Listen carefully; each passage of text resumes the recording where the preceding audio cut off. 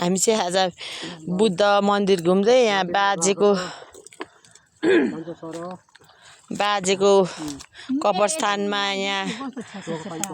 कान्छा छोराले यहाँ चोखो पानी चढाउँदै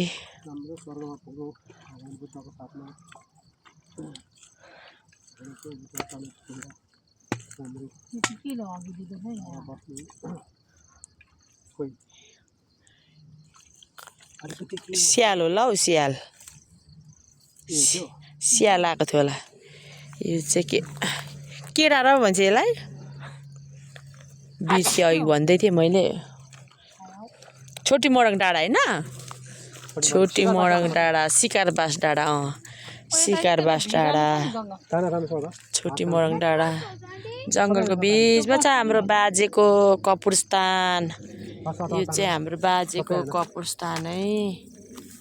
अनि आज बुद्ध मन्दिर भएको थियो अनि जस बुद्ध मन्दिर पनि नजिकै बनाइदियो नि है काका होइन काका बुद्ध बिहार पनि नजिकै बनाइदियो नि राम्रो भयो बाजेको आत्माले पनि अब शान्ति पायो अब बुद्ध बिहार नजिक भएको हुनाले चाहिँ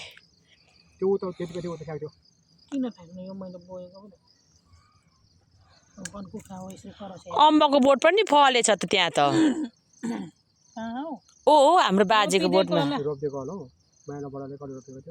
ए हो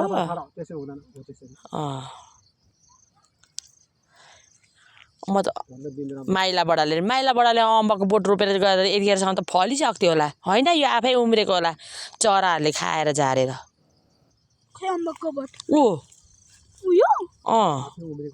होइन आफै उमेरको होला नि माइला बडाले रोपेको भए त अहिले त फलिसक्थ्यो थोरै वर्ष भयो यस्तो सम्मटार हाम्रो बाजेले रोज्नु भएको ठाउँ चाहिँ एकदमै राम्रो रहेछ हाम्रो बाजेले चाहिँ उहिले यही ठाउँमा मलाई ल्याएर राखै भनेर भन्नुभएको थियो होइन त्यही भएर यो बुद्ध बिहारकै छेउमा ल्याएर बस्नुभएको छ उहाँ हाम्रो बाजे पनि भिक्षु होइन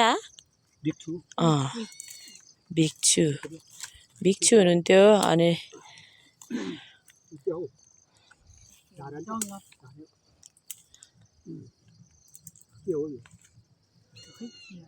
ढुङ्गाको माथि राखिदिनु नि फेरि अनि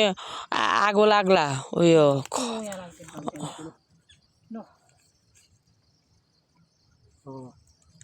तुमलाई देऊ एउटा तुमलाई एउटा देऊ सबैलाई दुईटा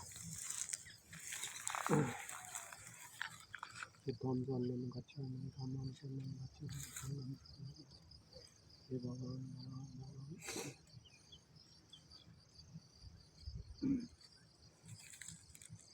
उताला साकेला नाचेको यहाँसम्म करा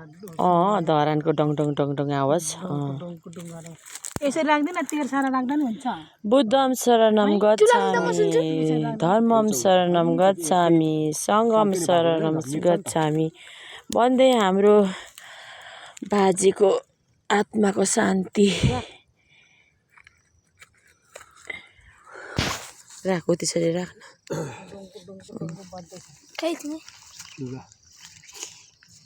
तल बज्दैछ डुङ्गु डुङ्गु डुङ्गु भयो अब यसो गरेर ढोग्नु नि यसो गरेर ढोग्नु न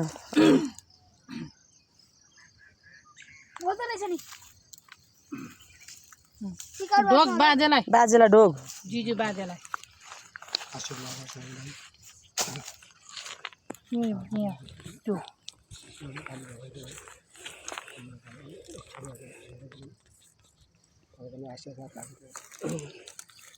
यो बाजेको बाबा यहाँ हाल्ने बोतल बोतल त लानुपर्छ म भिडियो बनाउँछु